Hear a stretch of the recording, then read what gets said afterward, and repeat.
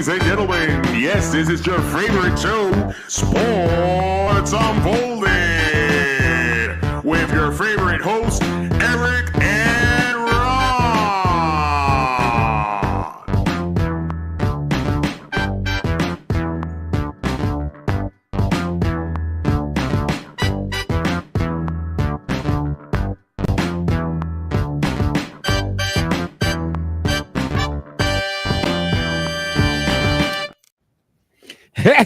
Hey! Welcome to the best sports podcast on the planet, Sports Unfolded, where we cover all of the top weekly sports stories going on in the world today. I am your host, Eric, with my main man right over there. Ron, how are you tonight?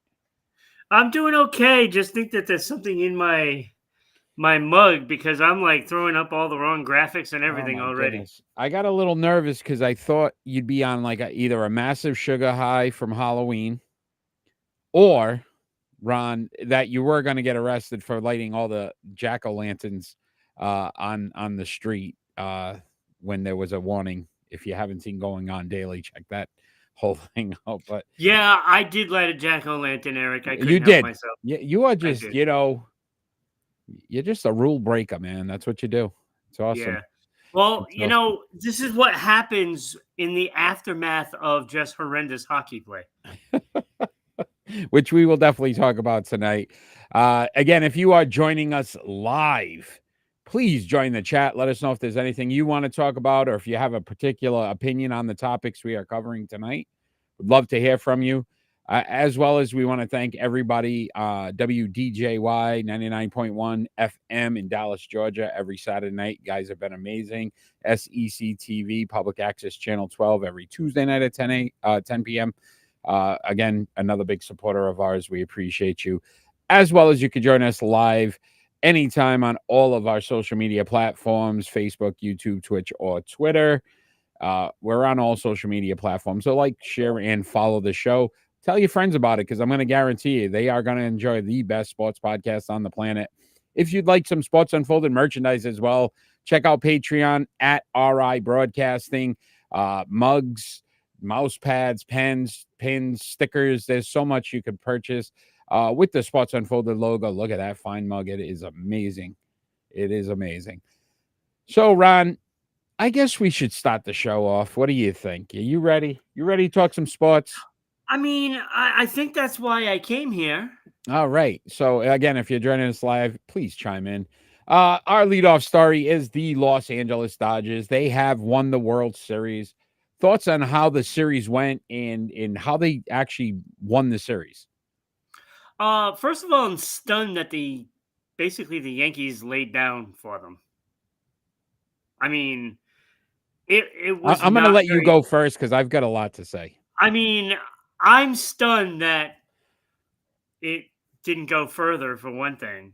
But the Dodgers took care of business. They went in there. They played well. I mean, so I'm going to disagree with you, and I'm going to disagree with you on this aspect. I don't think the Dodgers beat the Yankees. I think the Yankees beat the Yankees. Again, when you look at as a team, again, all your big stars, your big players didn't hit. Judge batted 222 in the series with one home run. Well, that's what I was saying about laying down. Yeah, Rizzo batted 125. Gleyber Torres 143. Again, even the pitching, New York outpitched the Dodgers. They had better statistics, except when they needed to make a big pitch, they couldn't. Game 5 in the errors in the 5th inning, which basically brought the Dodgers back. One of the biggest, I think it was the biggest collapse in World Series history. What was the score at that point? It was 5-0 when everything just fell apart. So again, thank you, Yankees. Again, Aaron Boone and some of the decisions he made, especially game 1, I think the Yankees from that point on really couldn't get out of their own way. You bring in Nestor Cortez, who hadn't pitched in 37 days in a bases-loaded situation. So just the decision-making from the manager, the lack of production from the star of this team. Listen, Soto played well. Soto batted over 300, had some key hits. And again, here we go with the end of it. is Soto even going to be back with the Yankees? You know, this is where this team needed to win this year, because I don't feel like you're going to get the same team next season. And it was so crucial. Aaron Boone has to be fired. I think that's an automatic. And then I would really start to question Aaron Judge in the list of Yankee greats. When we're talking Yankee greats, in the postseason, Ron, in 58 games, he's batting .205. Yeah, it's not going to get it done. And that's the guy you count on more than anybody else. So I don't see how the Yankees can even do this. Listen, Garrett Cole, for all the negative publicity he's had during the season, wasn't a big game pitcher, pitched over 100 pitches in game 5. I thought he pitched well. Listen, they kept the inning alive when he clearly would have had, you know, not given up 5 runs. And then on top of it, when you see a reliever who pitches 10 straight balls, 10 straight, walks 2 batters in a row, and you keep them in.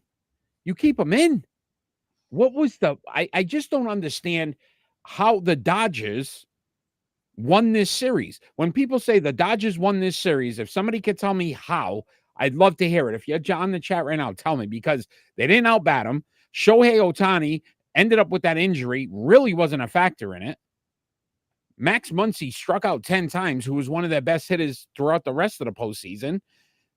Mookie Betts didn't bat over 300. Like, nobody beat them. Nobody outpitched them.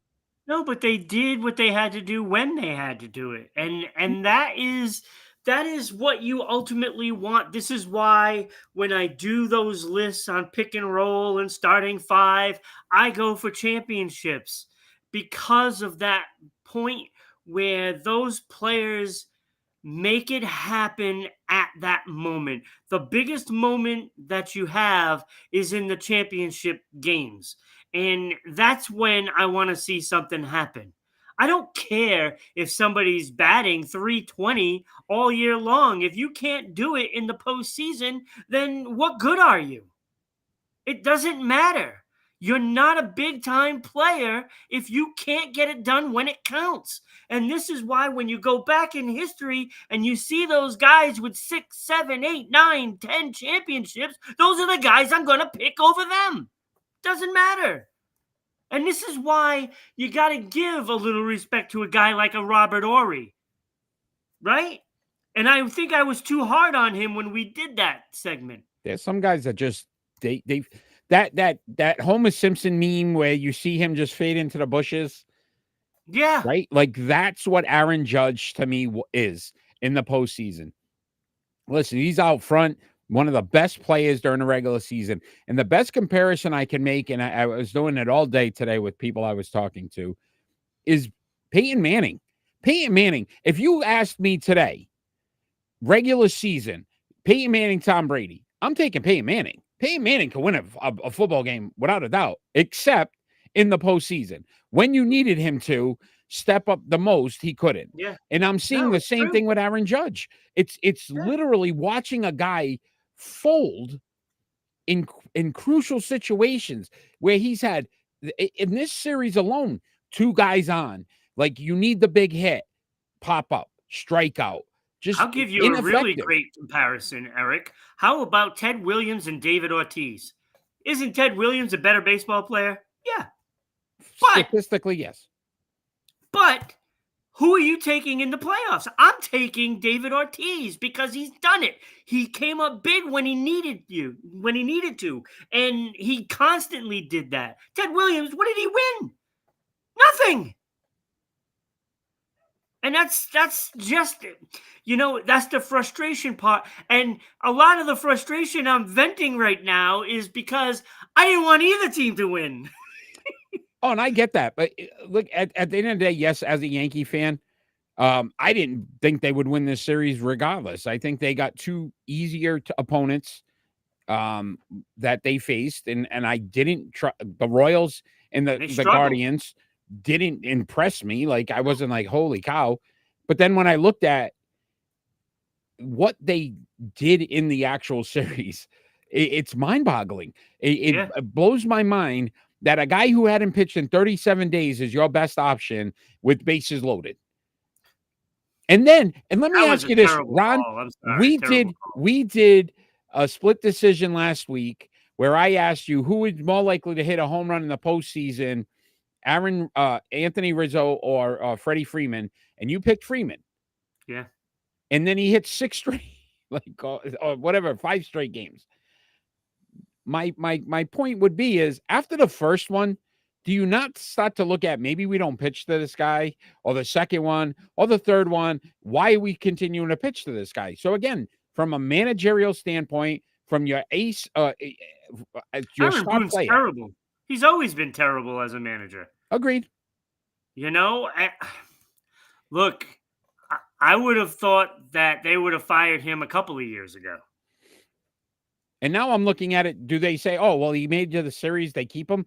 And if you can't look at what happened in this series and say he got outmanaged because Dave Roberts seemed to make the right call or right decisions at the right time, and certain guys just stepped up when they had a chance. Well, Dave Roberts is a clutch guy, too.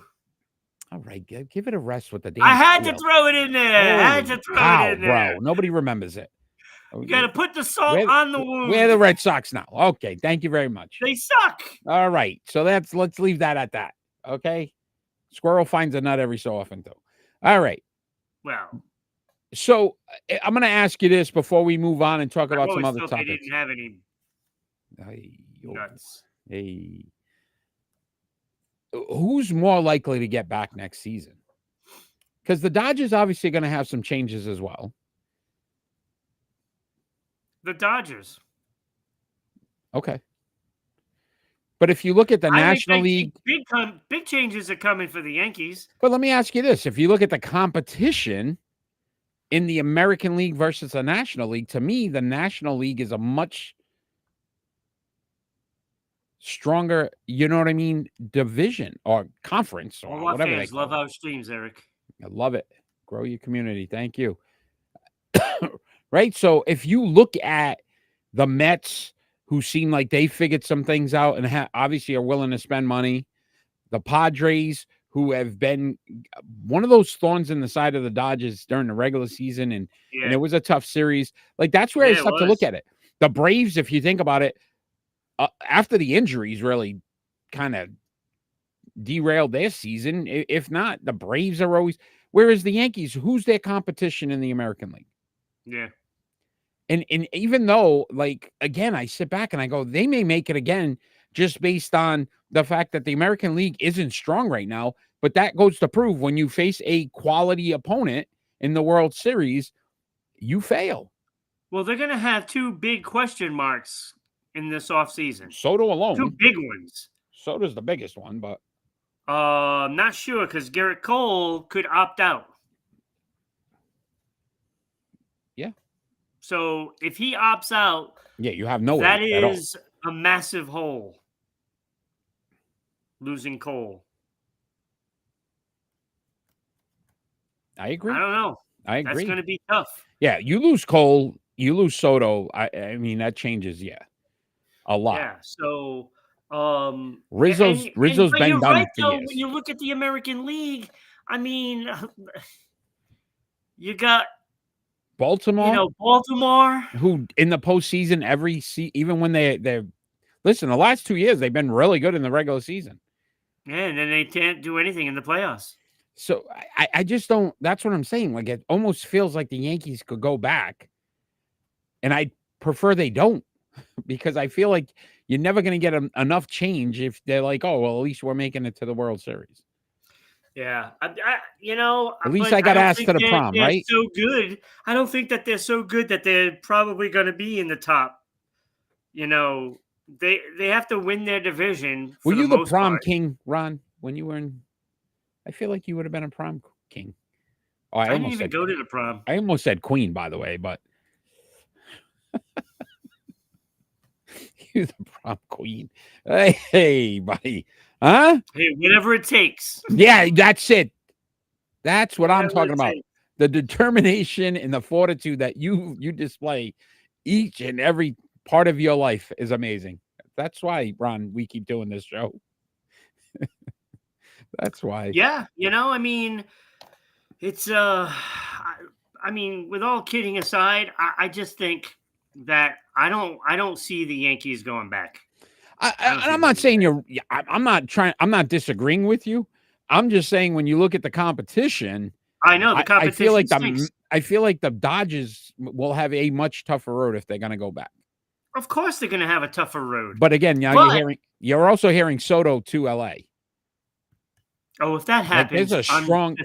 I just won't watch any games. But again, if you think about it too, why is Ohtani's contract allowed to be what it was? And we've talked about that in the past. Like this is where baseball has to change something, because these teams, even if we're talking about the Yankees, the Dodgers, they're going to be in it again because they spend the most money. Yeah, and it's not going to count towards the salary cap because they're all going to do funny things now. And then the Padres you don't think every the year. Yankees are going to do that? They should. They're gonna. I mean, think about the property tax or whatever. You know what I mean? The income tax in New York. Yeah. Ohtani knows what he's doing. He's going to move to Florida once he's done and get the whole thing for nothing. Not taxed a dime on it. It's crazy. It's crazy. All right, Ron. Great Major League Baseball. Let's congratulate the Los Angeles Dodgers on their eighth. Yeah, absolutely. Sure. Eighth championship, though, too. And I really thought they had more. Yeah. When you look at it, you're like, 8? What does Boston have? 7? I think it's 7 now, right? If Boston has 7, you would think the Dodgers had a lot more than Boston, and they're right in the same. Like, it blows my mind. Well, when you look at things, it feels sort of like they win when the Dodgers win because it's usually all former Red Sox players over there. Oh, man. Including the manager. Very good. Go ahead. Throw it in again. Yeah, salt to the wound. Blah, blah, blah, blah. All right. Let's talk some NFL. Again, if you're out there live. He takes bases easily. You know? If you're out there live, join the chat. Let us know what you think. Did the Dodgers beat the Yankees or the Yankees beat themselves? Love to hear from you. And let us know what you think. All right. Some NFL talk. Ron, this is an interesting story. So Anthony Richardson, he benched himself. If anybody doesn't know, he's the Indianapolis Colts starting quarterback, or was their starting quarterback. Do you think the move was the right move for his career? I think it was just absolutely ridiculous. I wouldn't want him on my football team because he's a quitter. What you want from your leader, your quarterback, is a guy that's going to go out there and persevere through all of the difficult times. And for you to just quit on your team, who the hell wants a quitter? Like, we talk about Aaron Rodgers, right? At least Aaron Rodgers and say, "Oh, I quit. I can't handle it." We got to this talk guy about this stuff. Is a crybaby that doesn't even belong in the NFL now. Bro, I'm tapping myself. I'm not doing the podcast. I'm tired. This is by far one of the dumbest things an athlete could have done. Yeah. Because I love the way you said it, right? It's not even about what the Colts think of you. It's even if the Colts like, you know what, let's move on from this guy. What team's going to look at him and say, you know what, he's committed. He's willing to go through the tough times and get through a game. I just don't understand the mindset and what this kid was thinking when he did it. I mean, his career, obviously, he hasn't done much anyway, but he's averaging 44.4% completion percentage this season. Like, you should not be quitting right now. The fact that they're letting you talk about this guy during the draft. We did. And we said we couldn't believe that they drafted him because he barely started. I think he started 1 year at Florida. It was like he hasn't really played football. So he was like so raw when he came into the league. And then you sit back and you go, okay, I'm throwing 44%. I'm 3-3 on the season. I got 4 touchdowns, 7 interceptions. I shouldn't even be starting right now. And what I'm going to do is tap out and say, you know what? I'm tired. Bro, I'm going to give you the best advice. If they're willing to let you play, you play because he's already had injuries. He missed most of last season with an injury. He's missed some of this season with injuries. And then when you're finally able to play, you're quitting. I don't listen. I'm glad if I lost this Christmas card because he'd probably quit writing all the cards out anyway. Yeah, honestly, it's hurting my hand too much. Yeah, I'm tired. I'm tired of writing. I'm just going to quit.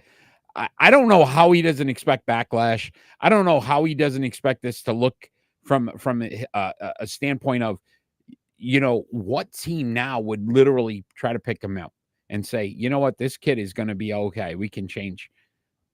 It blows my mind. And it's a shame because, again, he was one of those young kids that a lot of people had some hope to see, if he could become something. I think he blew it. I think the Colts put a lot of investment into this kid, and I gotta think that they're a little upset. I wouldn't be surprised if the team seeks a termination of his contract. I heard he's on the trade. You gotta look into it. I heard he's on the trade block already. I heard there's a team He's not interested, which would still blow my mind. I just don't see what the benefit is of picking this kid up from any standpoint. There is no benefit. If you're a team that has no quarterback, getting this kid doesn't put you in a better situation, because if he quit in Indianapolis that has some pieces, what is he going to do to a team? Like if he goes to like a Carolina or something like that, they have no pieces. Yeah. Do you think he's going to want to play? No. So I was going to ask you this question, Ron. What do you think his teammates think? His teammates have no respect for him. None. When you quit on a team for whatever reason it is, doesn't even matter what reason it is. Even if you stink, you don't quit on your team. You got to be in it with them. If he was smart, he would have went, I feel a little dinged, or, something feels a little tight. Don't say you're tired. He literally said afterwards he was tired. Like, who does that? Who does nobody. that? Nobody. Oh, boy. And the fact that you're 3-3. Yeah, listen, he's 5-5 in his career, Ron. He's only played 4 other games last season. New England. 7, he scored 3 touchdowns and 1 interception before his injury last year. Like, I don't get it. I don't know. Anyway, good luck to him. Anthony Richardson, I don't see where this... You lost your job to Joe Flacco. Joe Flacco is going to be taking over for the Colts. Okay, good luck, buddy. All right. Well, no, he didn't lose his job. He gave him the job. Oh, yeah, he quit, and good call. There is a difference. Games of interest for week 9, Ron. So week 9 here in the NFL. We always talk about our games of interest. There's not a lot this week. I was a little this is a light schedule. I have 3 games that people should watch. 2 of which we're going to do on our predictions. So personally, I think the schedule stinks this week. This is a bad week. Like, I'm looking at even the games of interest. They're not really interesting. It's mild interest. Mild interest. Games of mild interest. There isn't any game that I'm saying, hey, you know what? I'm going to watch that game. There's one I think is a good game, or could be a good game. And that's a Lions at Packers. Just because it's in Green Bay, and in Green Bay sometimes listen, anytime a division game, even when you think a team, listen, New England, even during those glory years, couldn't beat Miami in Miami. Just couldn't do it. Right? So because it was a division game, that's where I think that one might be an interesting one, because the Lions right now look like they're on a path to, they just put up a 50 spot. You're like, okay, this team's unbeatable. Like they figured out everything out. And now I'm like, in Green Bay, division game, you never know. So I would say that one's probably the most interesting. I mean, there's always Tampa Bay and Kansas City, and hope that Kansas City Yeah. loses. Yeah, and I thought the same thing, but then I'm like, Tampa Bay is not that good. Like, Well, I still don't. they're down there 2 receivers. Yeah, so I don't know. I also had Broncos at Ravens. Broncos, believe it or not, 5-3 on the season. The Ravens just coming off a loss to the Browns. So you sit back and go, okay, maybe there's a shot here. The Broncos Do have a you very want to good watch defense. that game? No, I wouldn't. I mean, I agree. I Okay. don't think I would be. That's the games of interest. That is not a game of All right. interest, What right? about the Rams at the Seahawks? I had I that. have the Rams and Seahawks again. Rams are 3-4. Seahawks are what, 4-4? I think so, or 3-4 too. I think they run the 500 now 4-3, too. whatever it is. It's one game separates from first to last, right? Everybody's 4-4 except for the Rams, who are 3-4. Arizona leads that division right now. I know. Crazy, dude. So Yes, in essence, this is a big game you're not going. because What about Pats at the Titans? Rams could take the lead. Pats at Titans? No, you're not interested. What? We're back to the Jacoby Brissett era. I don't know now. They're saying Drake May might play. They think he might be let's ready. get him killed, right? That Might makes be ready. sense. Poor kid. Come on. Got to take a hit. It happens. Did you hear, before we move on, Ron, the Aaron Rodgers post-game interview after last night's Thursday night game? You'll appreciate this because I know you're a huge Aaron Rodgers supporter. Oh my God, come on. So they asked him about the game, and he said, listen, the first half, they weren't playing well. And he said, you know what? In the second half, I was perfect. And that's what we need for us to win. When we talk about egos, I think he's gone to another level. The fact that he feels he was perfect and needs to be perfect for the Jets to win doesn't resonate with me, because can you not see it's a team sport and you need people to block, you need people to catch, you need people to tackle, you need people to create turnovers. The fact that it's all about Aaron Rodgers blows my mind.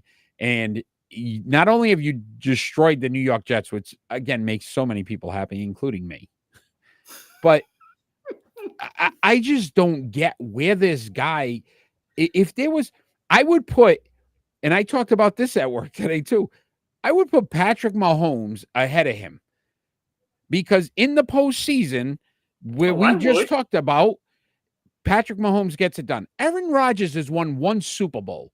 I don't care about your numbers, dude. Your numbers are nothing when it comes to, you have one ring. You've done absolutely nothing in New York other than get hurt and now set expectations so high that no matter what happens, you're never going to live up to it. And then you have the audacity to still put yourself ahead of that team. He has not been Aaron Rodgers since he's joined New York. And you're sitting here, I got to be you should just shut your mouth and think you have Garrett Wilson, who makes a highlight catch in the end zone, because otherwise that pass was trash. Yeah. No, he's Aaron Rodgers. He's unbearable. It's a piece of garbage. And it's, and to win last night, what does it mean? It means nothing. It really means nothing. They're not going to go anywhere because they still have to beat the good teams. Yeah, I know they beat Houston, but and Houston's not the same Houston as last sleeping. year. Yeah, Houston's not the same team as last year. Even with the talent, they just lost Diggs. CJ Stroud is not as good as he was last year. So I just look at it, to your point. You got to still play Buffalo. They still got a couple tough games. You can't afford to lose basically maybe one or two more games to even have a shot. Yeah. And I don't think that happens. Piece of garbage. All right, Ron, let's move on from the NFL. We're going to talk some free throws. You got to wonder about Love, right? Is he like a Like love. jackass? I thought you meant like people like us, like being in love. Okay. Jordan Love. Yeah. Because I think about their quarterbacks. The last couple have been not so good, as in people. Just saying. Yeah. Well. Yeah. I wouldn't look Jordan Love into that. I mean, Brett Favre, Aaron Rodgers fan clubs. Yeah. Let's not do that to the poor kid until we find out something. But interesting. All right, Ron. We are into our free throws. I'm hoping the Green Bay Packers win this week. Yeah. Let's explain free throws. Basically, we've got to shoot 4 free throws, and hopefully there's some people out there and tell us if we made our free throws. So we decided to do something a little different. Instead of giving each other teams, we're going to name 4 teams, but our top 4 franchises all time. Oops. Hey. That's not what I wanted to do.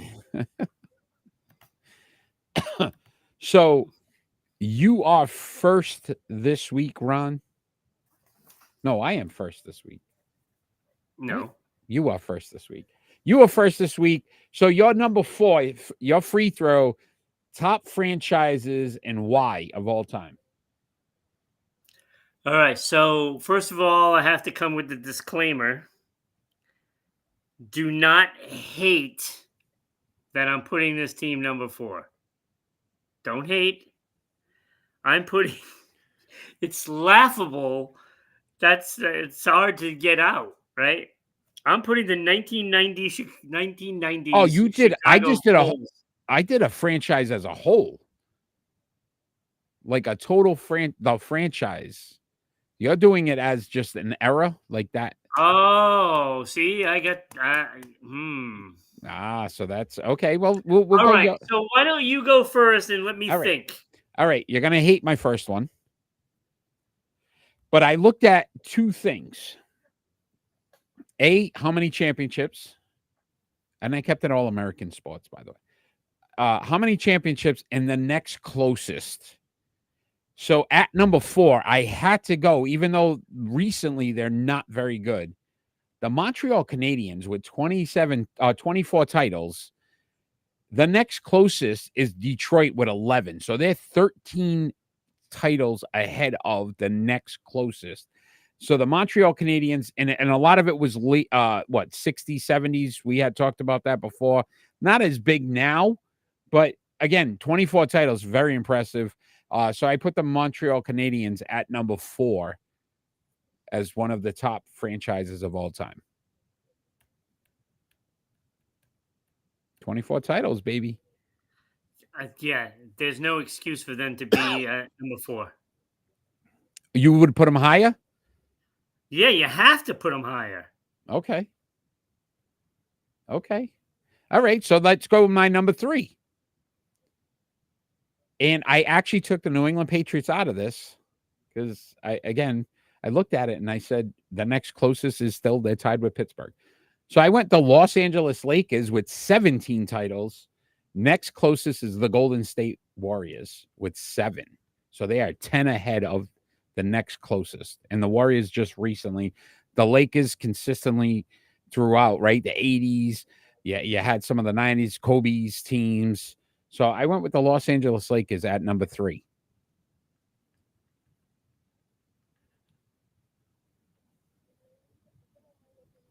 Am I still going? You want me to go again? I don't know how you want to do this. Okay. I mean, all right, I'll do mine. I'll do mine and then you do yours because you did it a little different than mine. Because so now you're shooting clanks off the backboard. Get out of here. At 2, I went to Boston Celtics, who just won their 18th title, ahead of, now passing the Lakers. And again, Golden State, the next closest. So they're 11 titles more than the next closest. And the Boston Celtics, if you think about, again, 60s, what they win, 11 straight, something ridiculous. And then you had the 80s and now the last couple in the last few years.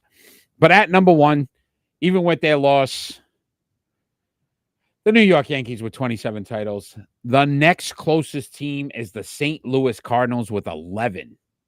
16 ahead of the next closest. They dominated in the 90s, obviously the early years with the Bambino and them guys and DiMaggio and all that. Yogi has 11 titles just to himself. Yogi Berra has the same amount as the next closest team in the St. Louis Cardinals. So I went to New York Yankees as the top franchise of all time, even with the loss. So that's how I did mine, which I think I got at least 3 or 4. 3 or 4. You got 2. 3 or 4, but all right. Who, the Canadians? You have the Canadians too low, and somebody being above them is wrong just because of that. Okay. Now, what I will give you is number 4. It should be the Lakers. Okay. Based on, the history, they seem to always be relevant. They're always relevant until they got, that other guy. Although he won one with them as well. So He did win one with them, but that wasn't really a true season. So you won in a bubble. Okay. Who cares? All right. Half the league wasn't playing.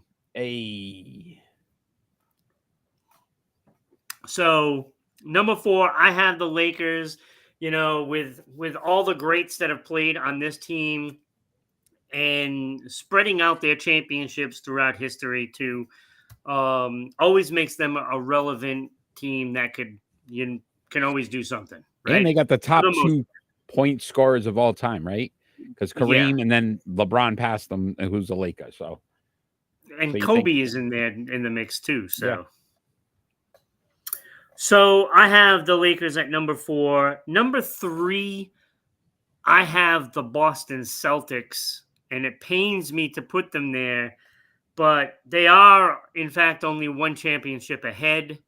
So, winning it twice in like the last, 30 years, it doesn't. But that's why the Canadians took a little lot of that luster off. And that's why I said the Canadians, I took a knock too because of that. Yeah, I'm not ready to. Because they are probably one of the worst franchises right now in the NHL. Yeah, they do right now. But although you're right, though, Boston had that 90s spurt where they were just really bad. So, yeah. So then after the Celtics, I really don't want to talk about these teams. Number 2, I have Montreal Canadiens. They basically own the NHL except for the last couple of decades. Even were relevant with Carey Price, but since he's been gone, this team has been just awful. But all those championships and the dynasties in the early half of their franchise, especially when you're talking about Rocket Richard and Maurice, all of those guys, Guy Lafleur, all of those guys throughout history, with Ken Dryden in net. I mean, you're talking lots of history with great Hall of Fame players. And I had to put them at number 2.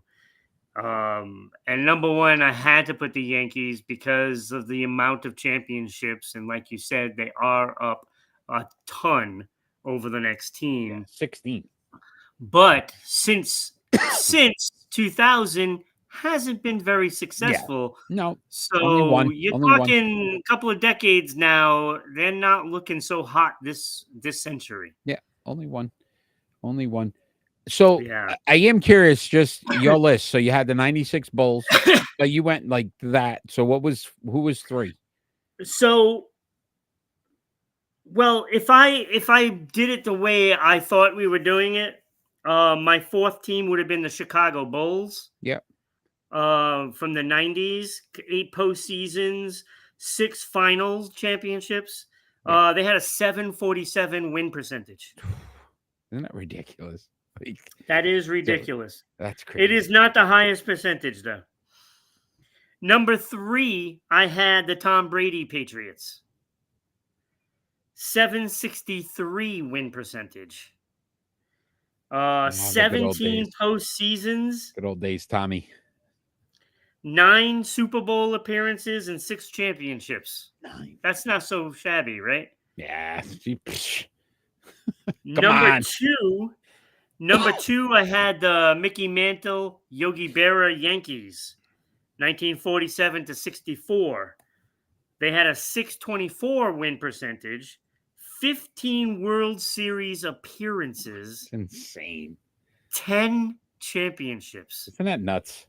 That's incredible. Incredible. But it did not beat 1956 to 1969 Boston Celtics at the number 1 spot. 705 win percentage, 13 postseasons, so 5 more than those Bulls. 12 finals appearances. 11 championships. They lost once. Dude, that They is lost absolutely once out of insane. those 12. Isn't that crazy? That is team was so insane. dominant. And so So those are my dominant. 4 dynasties. I like it. No, I like in how that you did it too. That was pretty good. I like that. Ron, before we move on to some NBA, we do want to first off congratulate our new inductees into the Hall of Fame. So John McEnroe and Patrick Roy, right? No. What? No, who was it? I forgot. It was Julius Erving. Julius Erving. I forget, dude. There's so many. That wasn't even close. Not even I the same know. sport. Come on, they look the same. They look the same. Dr. J and Patrick Roy look the same. So close. John McEnroe and Julius Erving, congratulations on being inducted into the Sports Unfolded Hall of Fame. You're obviously on our board there. You will be on the website as well coming up this week. But what that means, Ron, is now we have some new nominees to the Sports Unfolded Hall of Fame. And those nominees for the Major League Baseball, Reggie Jackson, Dave Parker, Dave Winfield, Ken Griffey Sr., and Roberto Clemente. So some outstanding ball players there. That the poll will be open later today. And did you want to put up the racing as well? So we have some racing. So in auto racing, Darrell Waltrip, AJ Foyt, Bobby Rahal, Elaine Prost, and Terry Labonte. So again, some fantastic auto races. They will be up as well later today. So you will be able to cast your votes. Again, all of our Sports Unfolded Hall of Famers have been decided by you, the fan. So you get to pick and decide who gets into the Sports Unfolded Hall of Fame. So cast your votes. Sports Unfolded Sports Poll page on Facebook. We don't have a driver in yet, Eric. Yes, we do. We do? have 3 of them. Oh, we do. Oh, see, we're both on this. Whatever's in our cups and bottles, I think it's either that or too much sugar, Ron. Maybe we had too much sugar for Halloween, and our brains are a little foggy. I blame it on the Bruins. Yeah. So let's talk some NBA, my friend. Lonzo Ball suffered another injury. Do you think it's time for him to hang it up? Lonzo Ball. It's funny that you asked if he should hang it up. You know, can you take anything? Just because you don't have any balls to say it. Hey, here it is, 27-year-old Lonzo Ball. Do you realize he only played in 3 games since 2022? Wait, what? Really? Yeah, he's been out for the last 2 years. Since 2 years? Yeah. And now he's injured his wrist, and he'll probably miss a couple weeks again. And his injury was his knee. So his left knee, he's had several surgeries. There was a lot of issues with it.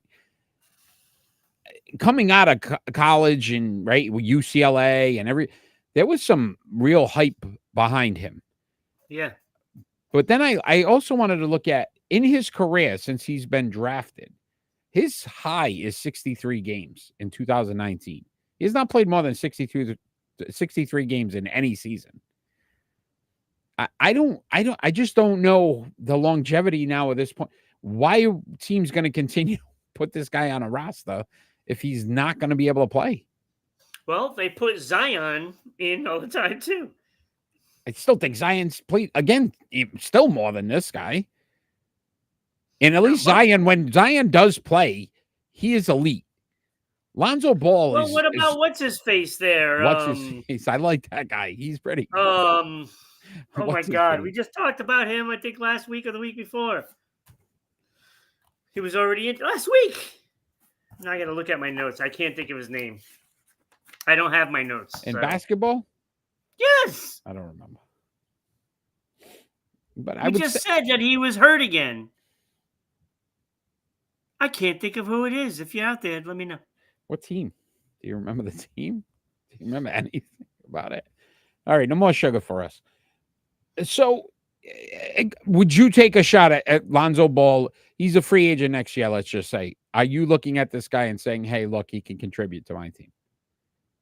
Yeah, he can hold the towels. If we start waving it. Yeah. ML Carr style. Oh, wait. That could be how he hurt his wrist. He might. I just don't. You know the funny thing, when he came out and his brother as well, like, you know, with the hype with his dad, and now you don't hear about it anymore. Like, you don't hear about his dad. Between the two balls. You good? You all right? You want to take a minute? Oh, you had the two balls. What was his dad's name? His dad in the middle. Do you remember his dad's name? I don't even remember now. What? His dad's name. That's how long ago it seems like these guys were relevant. Is it Richard? It was not. Smarty pants. 63 games. I guess we're going to move on because this is starting to turn a little ugly. Well, I mean, it's the same thing that we talk about all the time. These guys are always injured. Why are you going to invest in them? Well, they have talent, but what good is the talent if you can't get onto the court? Yeah, and I don't like him in particular. Like, it just seems like. Sorry, I would invest in Double P rather than Ball. Hey, let's go, Peyton Pritchard. There we go. All right. Let's talk some Major League Baseball. I know we covered the World Series, but the Los Angeles Angels made a trade and got Jorge. Rangers? What? Huh? Angels?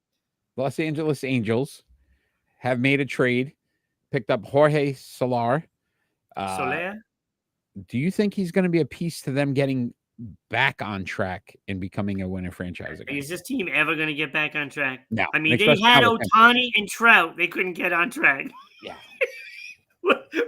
What makes you think by getting Soler is going to put this team back on track when they had Trout and Ohtani and couldn't do it? I'm going to ask you this question. So he got traded from the San Francisco Giants to the Braves. He only hit 9 home runs after the trade. But then I looked at it and I went back and I said, since 2019, when he had his biggest season, he hit 48 home runs at 117 RBIs. He hasn't had a season where he's hit over 30 home runs. So that's 6 years, almost 6 years, and no 100 RBI season. So I don't understand this guy in the appeal that teams seem to think that he's still a power hitter or he can contribute. He's a 243 lifetime batter who can't hit more than 30 home runs, who hasn't driven in over 100 runs. And then you're going to have Mike Trout, who's going to miss 75% of the season. So, there was a lot of talk that this was a big deal. In the lineup for those 25% of the season. Maybe then he hits all his home runs. There we go. Could be. Poor Angels. Have they fallen? And on top of that, they gave up an arm. Think about this, Ron. You just said this. Ohtani just was in the World Series. They couldn't build a team strong enough to get. Listen, look at what the Dodgers. The first year they got him, World Series. First year. I think there's going to be a trend. They put too much eggs in the bat. They wanted the guy to pitch, hit, Just let him hit. Look at what he did. He got them to the World Series. Although they said he's going to pitch next season.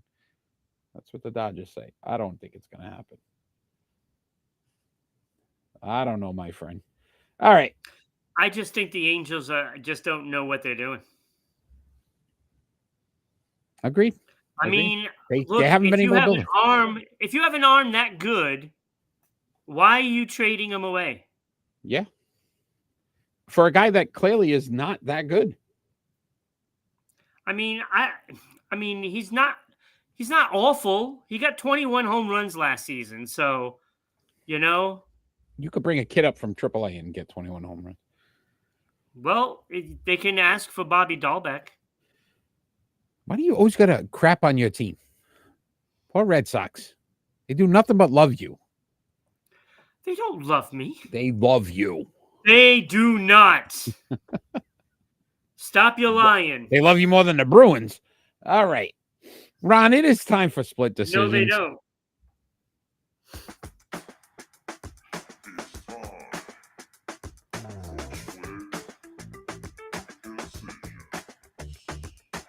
All right, our split decision segment. Basically, we ask each other two more likely questions, and we got to make a decision. You are first, Ron. So your first split decision. Okay, so let me see. Let's go with both Garrett Cole and Blake Snell can opt out of their contracts. Mm-hmm. Who is more likely to stay with their current team without opting out?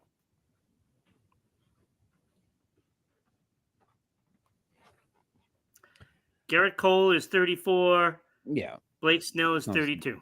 I would go Snell. If that matters. And I would go Snell only because think about how long it took him to sign.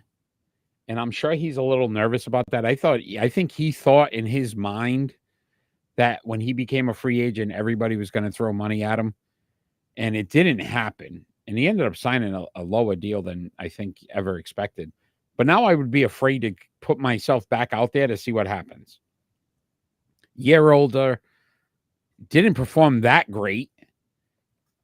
So I would sit back. Whereas Cole coming off a World Series, I'm sure there's going to be some people interested in Cole.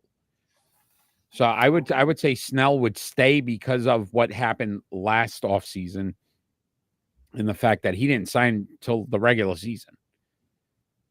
So I think he might be a little timid about, putting himself back out there. Good call. So, all right. My first split decision. Which player, Ron, is more likely to finish the season as the NBA points per game leader? Nikolai Jokic, who is at 31.5 points per game to start the season, or Tyrese Maxey, who's at 31.5%, 31.5 points per game. You don't think the talent in Denver, though, takes away a little bit of his points, whereas Maxey is not going to have Paul George because he's always hurt, and Embiid, who's always hurt. Yeah, Maxey's but they'll come be back the guy. and then they'll just automatically feed them the ball, and that'll take a big chunk out of his. But how long are they going to be back? Doesn't matter. Even if they're back for like a month, it's going to take a big chunk out of his average. All right. Okay. While Joker is on to get his no matter what. Okay. All right. I see where you went there. All right. So your second split decision. So I went basketball as well. Both the Cleveland Cavs and OKC are undefeated as of this moment. Mm-hmm. Who will stay undefeated longer? Cavs or Thunder? Who is more likely to stay undefeated longer, Cleveland or OKC? And you notice how both of my split decisions were only two choices this week. Mm-hmm. I'm gonna more likely to go. I still think the Cavs are overachieving, so I'm gonna go OKC. OKC plays Denver tonight. But you got SGA. Holmgren has been playing phenomenal basketball. How about that kid? Yeah, he can't. Right, Maybe he missed getting that whole hurt year. was the best thing for him. Gave him some time to put some meat on the bones. Meat on the bones, my friend. Yeah. No, so I'm He's going no longer OKC. looking like Sean Bradley. Hey, see. All right, Ron. Good one though. All right, Ron. My second split decision. Which 4-4 team is more likely to make the playoffs in the NFC? The Tampa Bay Buccaneers, the San Francisco 49ers, or the Seattle Seahawks? I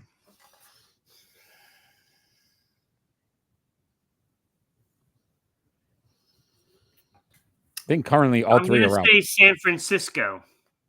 Yes, everybody's still right. You still think they should be better than they are.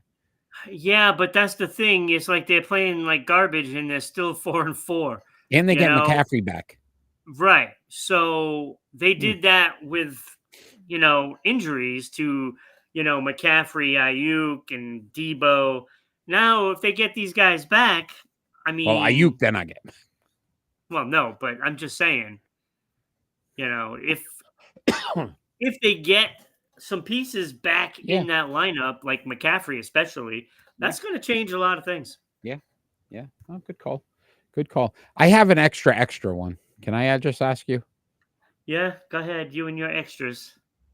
Ron, who is more likely to get fired first? Oh, God. Jim Montgomery or Aaron Boone? Jim Montgomery. It's coming, bro. It's coming. I expected it to happen today, to be honest with you. To be perfectly honest, I expected it today. I had to shut the game off last night. I couldn't even watch it. My stomach couldn't take it. And I don't think I've ever had that happen before. But It's like watching after the watching Patriots, them man. play last night in a must-win situation against a good team, they weren't even in the game. I see, and I can feel. See, that's why I like the Pats. I never used to miss a game, and now I'll tape them and I'll watch it later. You guys like Sunday? I couldn't watch this later. I couldn't watch it at the No, but I'm time. just Never saying, you mind. guys were texting me, and like I'm trying to avoid the tech. I just want to, because I'll watch it, but it wasn't as important anymore. Like I don't care if I miss. Like 1 o'clock, I gotta be. So I could see that with the Bruins right now. Could see that with the Bruins, which brings us to some NHL, Ron. We're going to talk some NHL. Connor McDavid will miss 2 to 3 weeks. How will this affect the Edmonton Oilers season? Or will it? The season? Yeah. I mean, it'll affect the next couple of weeks, but I don't know about the season. You know why I wanted to ask this question? Because I wanted to ask you how you felt. You lose a gut-wrenching Game 7. You're trying to build momentum. You're trying to show that, I don't know where the graphics went, but you're trying to show that you can get back, and now your key piece is out. So hangover from last season, now an injury to your star player. Could this affect them mentally going forward, where they may not be able to get out of this because they're 5-5? Year? Huh? Because of Did it last year. year? Yeah. He was out last year. Yeah, but they didn't make it. But they made the cup. The thing. Nobody realizes that this is a common thing with Connor McDavid. He's not putting in full seasons anymore. The wheels on the bus aren't going around and around as much anymore. The wheels on the bus go. Oh, sorry. I mean, it's nothing major or anything like that, but yeah, what, ankle? I mean, now it's like you could count on him being out for at least 3 weeks every year now. And it didn't hurt them last year. Yeah, but again, they weren't coming off a Stanley Cup Finals. So I think, no, they weren't. Right? So I'm saying is sometimes when you get to the championship and then you lose, you're looking for all the momentum you can have to try to get back. It's not easy to get to anyway. It didn't stop Florida. Good call. No, good call. Very good call. 5-1 in the Pacific right now. But it's really tight. I think they're 4 games out of first, 4 points out of first. So yeah, like there's a lot of teams that are floundering around, and Colorado's another one, right? I mean, you have the Bruins, to say the least, right? You have a lot of teams that are supposed to be good, and they're not playing very well. They're not playing good hockey right now. And, it's like I had this conversation with the kid from Falls Count Anywhere. How, oh well, if they can make a trade, by the deadline, they'll get right back into it, blah blah blah. No. I mean, your timetable is Thanksgiving. If you're out of it by Thanksgiving, you're not coming back.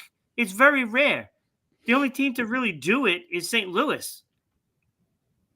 But if you're out of it at Thanksgiving, forget it. The season's over. Yeah, And somebody was talking about that. Like even with the Bruins. now there's a little more urgency for some of these teams, and some of them are starting to get that. The memo hasn't crossed the Bruins locker room, unfortunately. So I'm gonna assume, and you know what they say when you assume, but Yeah. I'm gonna assume that you haven't heard the Jim Montgomery comments after the game. No, I did not hear. I stayed away from Bruins news. So he says normally they start off pretty fast, take a good lead in the season. One of the top teams are always in the top of the division. This year's just a little bit different, but they lost in the postseason. They didn't like the results of the postseason the last couple of years. Thinking about it, they started fast, had these early leads in the division and then lost in the postseason. So his thought process is if they stink early and then they work towards it, they'll have more success in the postseason. Thoughts? I will sit back and listen. My thought is that should get you fired. That should get you fired. That's absurd. That's absurd. Slow. It's like you're saying, okay, we're just going to sit back and we're going to cruise into the playoffs and then try then. You build up. How stupid is this? You build it up, Ron. You got to take your time. Build it up. You have to know what you have. And I don't think he's quite aware of that right now because he's got this thing that they can just turn it on when they want to turn it on. Ron, listen, I think he's right though. Because think about this. When you're with a beautiful woman, you're going to make love to this woman. And you don't just stop right at that, right? You got to go, you take it, you ask her out, you go on a date, take her to dinner, right? Maybe there's a little, whatever. And then some foreplay. And then that's what he's doing. He's building it up. So you get to the point where, you know what? Now you score. He's saying they scored too early. Like they went right for the gusto. And then afterwards, the girl's disappointed because she's saying they're not that good. You weren't that good. Sorry. I don't want to go now to dinner with you. He's saying, see, he's doing the opposite. How smart is he? Jim Montgomery, genius. He's working his way up. He's building it. The anticipation. They're going to get to the postseason, Ron, and they're going to nail it. A lot of sexual innuendos going on right now. But Ray, like, it's only from you. But that's what he's saying. The basketball segment. Yeah, right. But that's what he's saying. He's saying, hey, you know what? Let's start slow. Build it up. Impress the girl. Give her flowers. Send her some chocolates, a nice card, right? Take her to dinner. And then you get to that point where bang, all right, it's happening. That's what they haven't done. They were like, we're going right for that. We're just, hey, let's go. We're going. We're hitting the bedroom. It didn't work. They ran out of steam. Jim Montgomery. Genius. The man's a genius. He is so getting fired. It's going to happen. I can't see how long this takes, though. Like, what do you think the Bruins are waiting for? Let's figure out who's going to be the next head coach. It's getting ugly. It's getting ugly in Boston. Quick. It is. Quick, my friend. Because this team shouldn't be this bad. I'd be all for Claude Julien to come back. How old's Claude Julien? The guy's got to be up there. I don't know, but he could fix the defense for sure. He's been up there for a while. Like, you have all this talent on defense, and you're not using it the way it should be used. I'm sorry. Like, how are they getting bullied? How are they getting bullied by guys that are like He's only 5 feet 64. 6 inches? Claude Julian's only 64. Yeah. Wow. All right, bring him in. Come Let's on. bring him in. That's crazy. I really Bring thought him he was back. older than that. He won a Stanley Cup with the Bruins. He did, but he hasn't coached since 2021. It's a long time to be out, man. 3 years? Yeah. Yeah. I don't know. Some of the players are very familiar with Claude Julien, Brad Marchand. I get it, but you think, I don't know. Maybe. I don't know. They got to do something. They got to do something. They have to do And something. they got to do it fast No. because It's either that or a trade. I mean, you know, two options. If And I you think- blame the players, you do a trade. If you blame the coach, you fire him. fire the coach. Yeah, it's gonna be an interesting week because I think you're right. It probably happens this week. Nobody helped out Swayman last night. No one.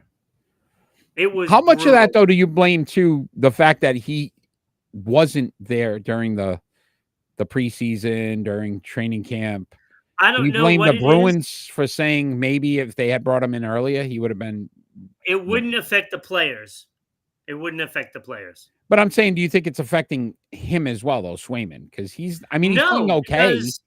Because it wasn't like you're looking at those goals. He didn't have a chance. There was nobody there. Nobody was picking up the guy coming in late. Nobody was pushing anybody out in front of the net. They were camped in front of the net the whole game. And he made some great saves, just like Korpisalo did the other night. So who's the guy? Zadorov? Is that the guy? Yeah. That you told me was gonna be so good this season. How's that working out, Ron? Yeah, not very well. Not very well. So this is He's what I'm been saying. horrible. That's what I'm saying. Some of these guys just aren't playing. No, they're not. McAvoy has been terrible. Terrible. Lodi has made some mistakes too. I'm not leaving him out of it, but he's a kid. He's got to learn, right? What's the other guys' excuses that have been there for many years? There's no excuse. Nobody's covering anybody. The wingers aren't coming in to help out. They're just flying by, a little a skate by and not even putting the effort in. Pasternak keeps turning the puck over in a horrible place. When they cross the blue line, he turns it over, then they're off and running. I mean, it's just mistake after mistake after mistake that with a team that is supposed to be defensively strong, and they are stinking. You don't get penalties. You don't get this kind of analysis from anywhere else. They be stinking. It's horrible. They're not doing anything well. And the one thing they had going was the fourth line. So what does he decide to do? Make some changes. Split the fourth line up and sense. spread it around, right? Makes sense. And now everybody stinks now. Yeah. Now they don't have any good lines. Yep. Yeah, listen. Montgomery's gone, but after that, you got to start looking at some of these players. Ron. Where's Mike Keenan? That brings us into our pick and roll. It's time for Pick and Roll.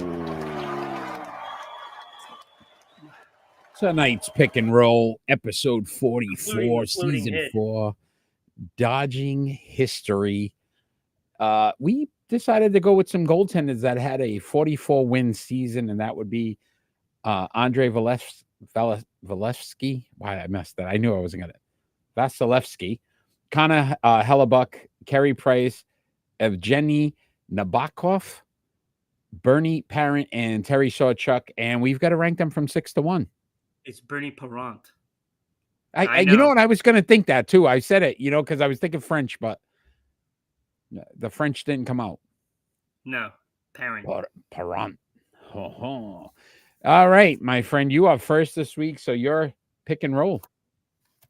Yeah, this is a little weird one right here. It is. It was tough, and I was actually surprised at Evgeny Nabokov's numbers, to be honest with you. Agreed. Yes. If he did not do this quietly, I don't know. I mean, I remember him for sure, but I didn't think he had 353 wins. But he still planted at number 6. I put him there with his 353 wins, 227 losses, 86 ties, 59 shutouts, which was second on this list. 2.44 goals against average, which was first on the list. Mm-hmm. Go figure. His 9/11 save percentage, was 5th on the list. And he only went to one All-Star game, and he won a Calder Trophy for Rookie of the Year. Mm-hmm. But that is all he's won. So I put him at number 6. But I would take him as a goaltender to back up Swayman right now. Number 5, Connor Hellebuck. Can't believe I put him at number 5. 282 wins, 174 losses, 41 ties, 38 shutouts, 2.62 was the worst on the list, which isn't so bad. That's pretty good. Mm-hmm. His .917 save percentage was tied with Price and Vasilevsky. 2 Vezinas, 3 All-Stars, and a Jennings, no cups. But I only had him at number 5. Mm-hmm. Number 4, I have Carey Price. 361 wins and on a Montreal Canadian team. That is pretty damn good. That's really bad.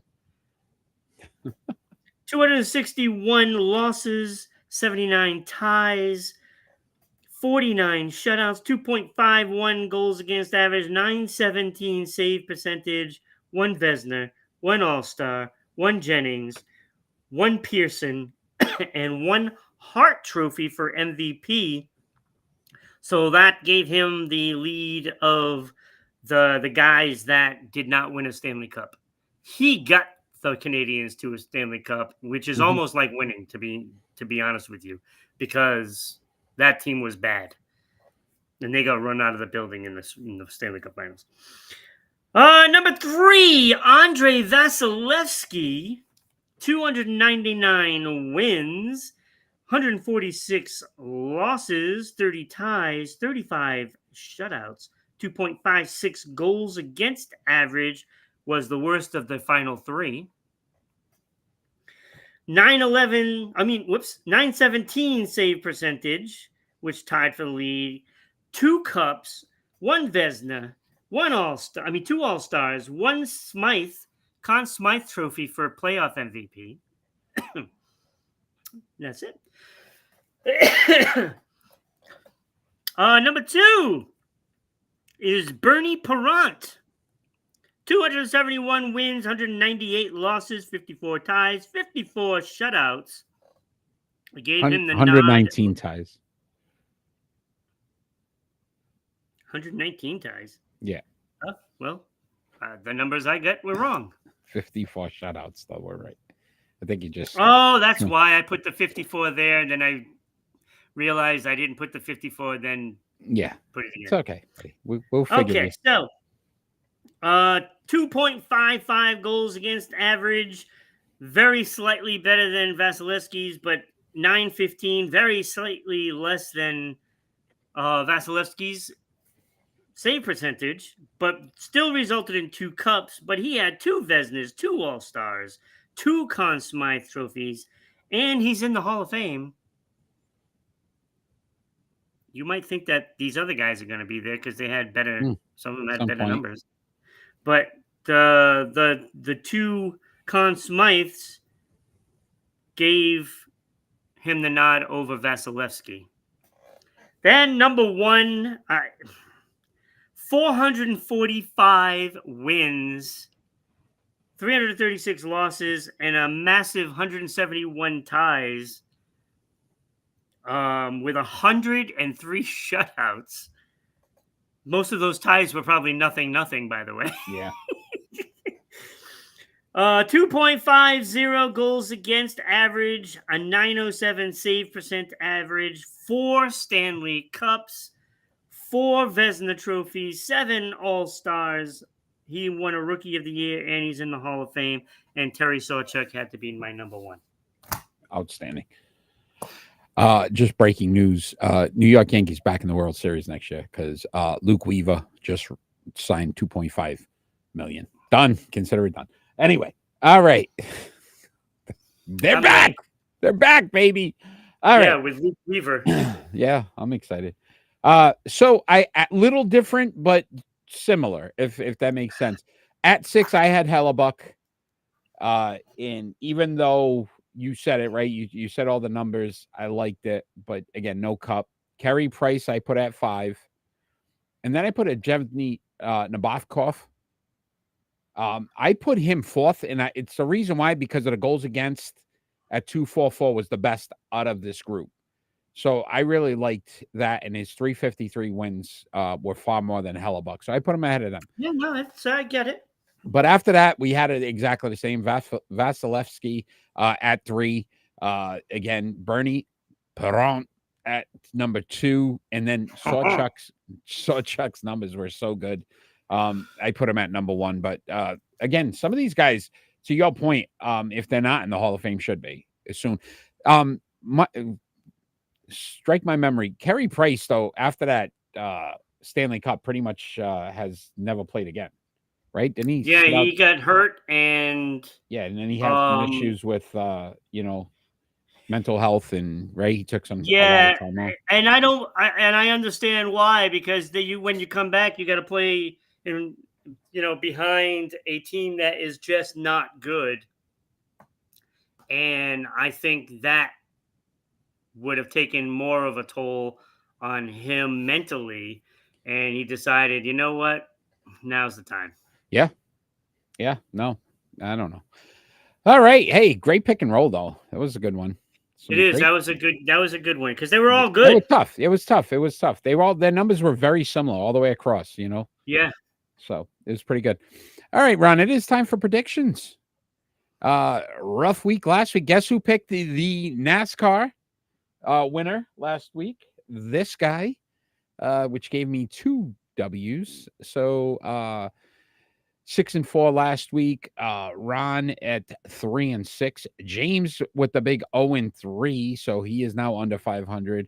Kenny 4-5, and Chakra, who joined in last week, 5-3. He's having the few times he has picked, 16-8, very good win percentage. Yeah, it's pretty good.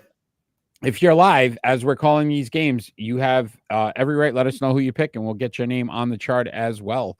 Yeah, there's a bunch of people watching, Eric. They just need to start typing. Yeah, we're only 8 weeks left.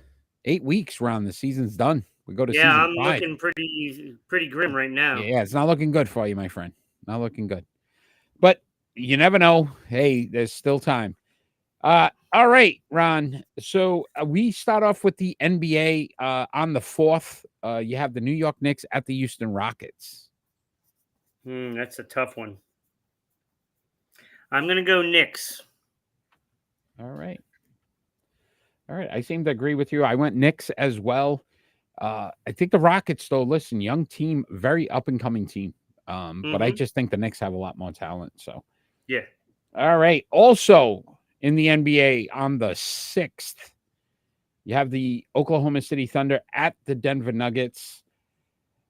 I went OKC here. Yeah, I'm going Denver in this one. Look, I don't think a team is going to go undefeated, but agreed. They're really good, but I think playing at Denver is going to be a tough game for them. Yeah. So I'm going to go with the Joker, and hopefully that he can help me get a game closer to you. Okay.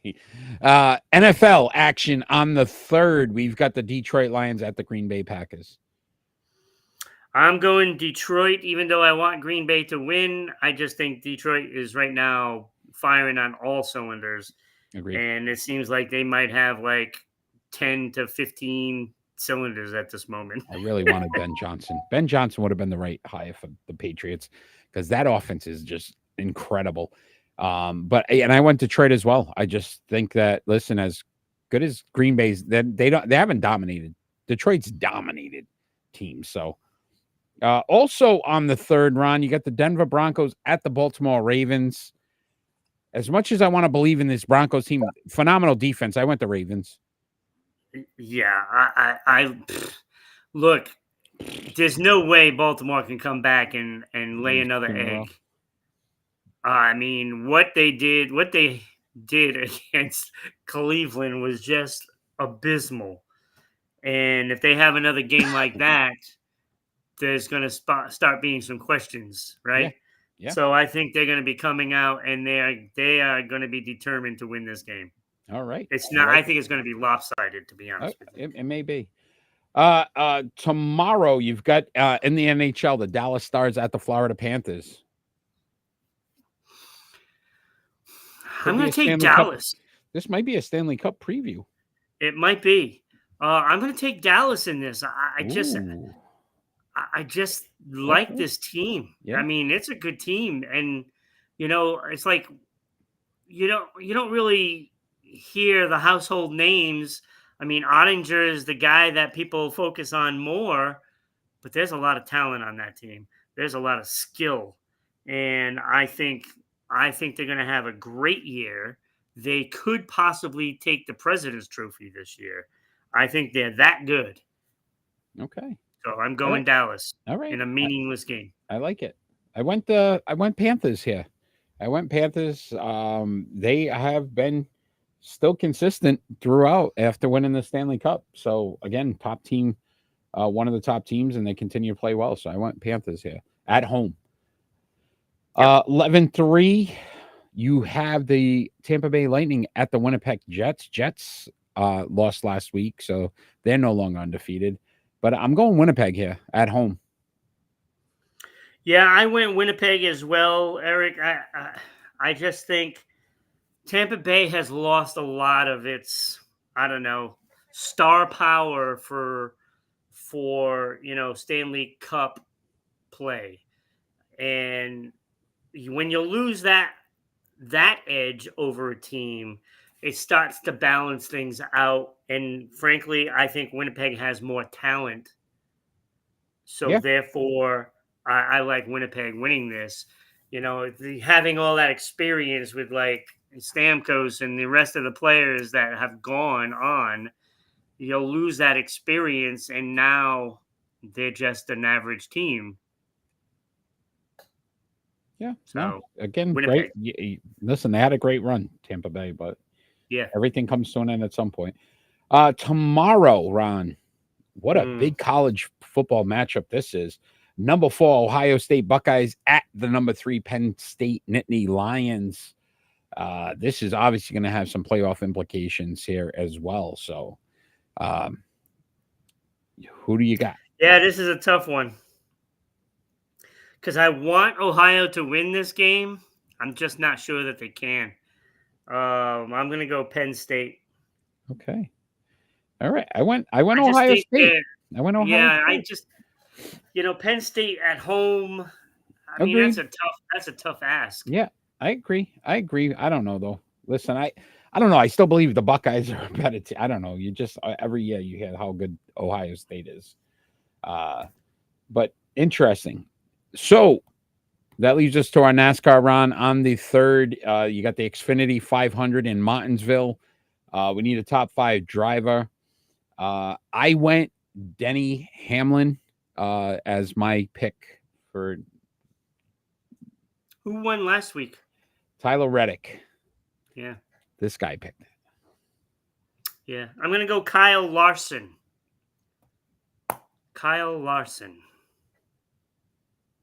Okay. Kyle Larson. All right. So that is our prediction segment. We do it every single week. Again, if you are live, want to join at any point, every time we call the game, just let us know, and we will add your name to that chart. We're running out. Time's short. 2 months. Got like 2 months. Season's over. It's insane to think about, Ron. I had a lot of oppos this week. crazy. 3 of them. So you might maybe you make a little ground. We'll see. All right, Ron, before we get into our final thoughts, let's tell everybody all the wonderful things that we have going on right now, starting with our Hall of Fame. So our Hall of Fame nominees, those polls will be open later on today. For auto racing, you got Darrell Waltrip, AJ Foyt, Bobby Rahal, Elaine Prost, and Terry Labonte. And for baseball, Major League Baseball, you got Reggie Jackson, Dave Parker, Dave Winfield, Ken Griffey Sr., and Roberto Clemente. Again, those polls will be open later today. Sports Unfolded Sports poll page, where you will be able to cast your vote to help induct the next inductee into the Sports Unfolded Hall of Fame. So excited to have added Julius Erving and John McEnroe this week to the Hall of Fame as well. So that's really cool. Ron, what about people that want who looks just like Dr. just J. Exactly, your spitting image? If you would tell the wonderful people out there as well, we are looking for sponsors. How would they be able to sponsor Sports Unfolded? That would be very simple, Eric, because all you have to really do is go to ribroadcasting.media@gmail.com, like it says right there, and we can send you out all the information you need. But, Eric, like I say every week, it's just as simple as going to your local coffee shop and getting a pumpkin spice latte, right? Had one today, buddy. This guy right here. You can also, can't you get like cider there or something like that? They have like an apple crisp. Yeah. See? And of course, my favorite is the double chocolate donuts. You know, when you have a chocolate donut and then they put the chocolate frosting on it, and it adds to the flavor. I love those. So it costs less than getting that. Look at that. You know? So check it out. This email, as well as if you know anybody that wants to be a guest on Sports Unfolded, if you have some sports background, played sports, coached. Again, you can email ribroadcasting.media@gmail.com. Love to get some guests on the show. We've had several guests already in the last few years and love to get some more. As well as check out the best morning show on the internet going on daily tomorrow, 9 a.m. Kenny and Ron, they do a great show. Kenny, our basketball guy, we just put out our NBA rankings, as well as each week our NFL rankings, NHL rankings coming soon as well. So check that out on the Facebook page, as well as Twitter and MeWe. So a lot of different ways there that you can follow that and comment. I will also ask that if you watch our show, like, share, and follow, right? Tell your friends about it. Make sure they watch, because we are live every Friday night at 6 p.m. Eastern Standard Time. If you don't like watching these beautiful mugs, because I hear you sometimes, you know, beautiful mug, prom queen over here, but I will say you can listen to us on all the audio platforms. So any of the audio platforms that you enjoy, we are on those as well. And if you'd like some Sports Unfolded merchandise, Patreon at RI Broadcasting. There is so much merchandise that you can purchase. Look at those stickers, right? Beautiful things right there. So check that out as well. So great opportunity to help support the show. Also, you could donate stars and bits if you're watching on those other platforms as well. Ron, we normally close our show out with our final thoughts. Our final thought doesn't necessarily have to be about anything sports related. It could be about anything happening in the world today. You are first this week, so I can't steal it. So I'd love to hear your final thought. I got 2 of them, Eric. Hey, there we go. Hopefully I steal yours. All right. So the first thing is I'd like to congratulate the Los Angeles Dodgers on such a fine season. Wonderful. You know, despite you rigging the salaries and stuff like that. But you call. did it. You got the championship. Yeah, now you're proud of your players and, you know, your organization for such a respected win. Great job, Freddie Freeman, in the playoffs.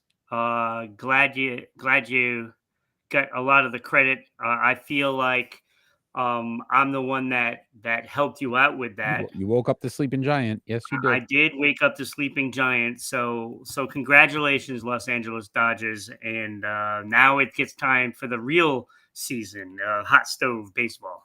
My second one is the rest in peace to Terry Garr, Yep. one of the stars in Mr. Mom, Young Frankenstein. She was fantastic. Unfortunately, we lost her to multiple sclerosis. She lost the battle in that. Big loss in the comedic world. So rest in peace, Terry Garr. Did not know that. Thank you. That hits home. I do have MS as well. So, wow, that's shocking to me. Yes, rest in peace. Hurts, doesn't it? Yeah. It's sad. It's really sad. I've seen it. Christina Applegate, who's also suffering from it. You see again, listen, I've had the disease for many years now. And there's different levels. How it progresses, though it could get to a point like that. So hopefully I don't get to that point. Most of my prayers. If people are out there, please donate to the cause to fight this. Yeah. I mean, It's we not a pretty disease.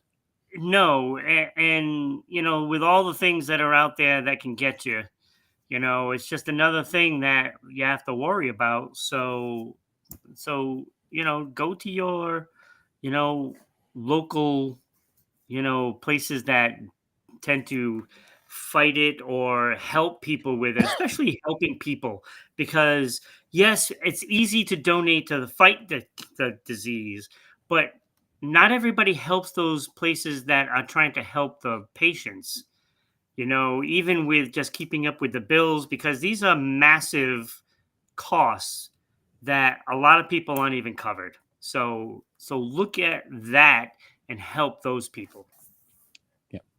Well said, Ron. Well said. I do have two as well. Thank you for those final thoughts. But my first one is the ass clown that was the New York Yankee fan that I won't even say his name. I know who you're talking about. Tried to rip the ball out of Mookie Betts' glove, which could have seriously injured the player. And listen, almost hurt him. Yeah, absolutely ridiculous that fans think that's okay.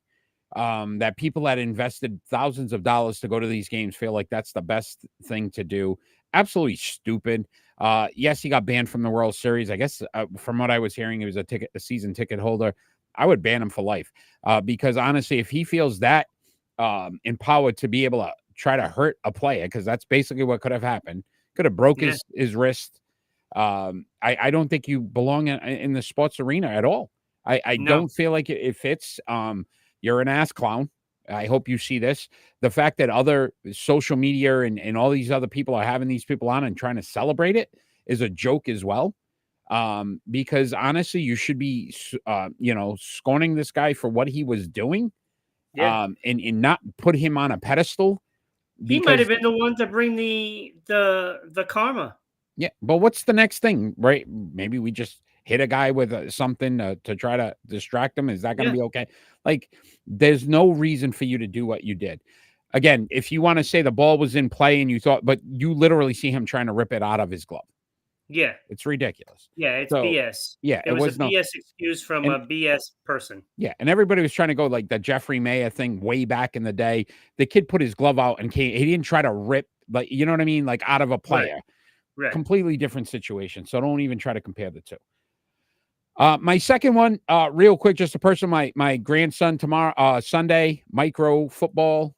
He's playing in the playoffs, so we're really excited about. There we go. Right, so let's see. Let's get a win for the Falcons there, and see if we can continue this run.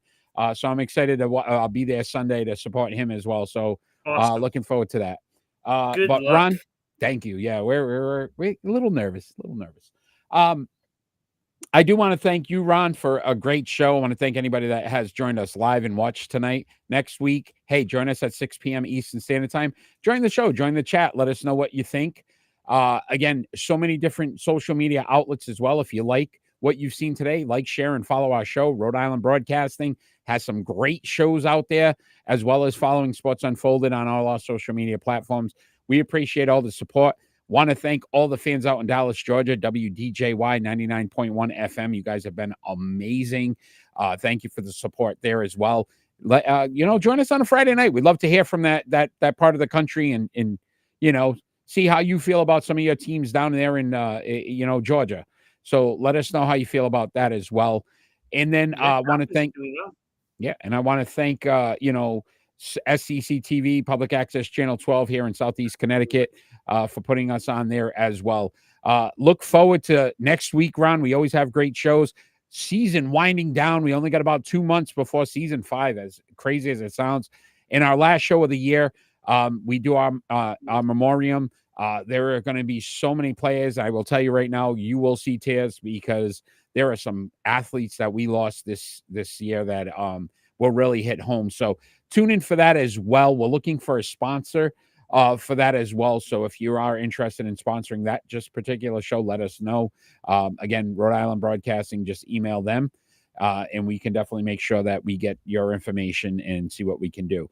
But we will see you next Friday night, 6 p.m. Eastern Standard Time. And all we ever ask for, Ron, is that we get peace on earth. Have a great night, everybody.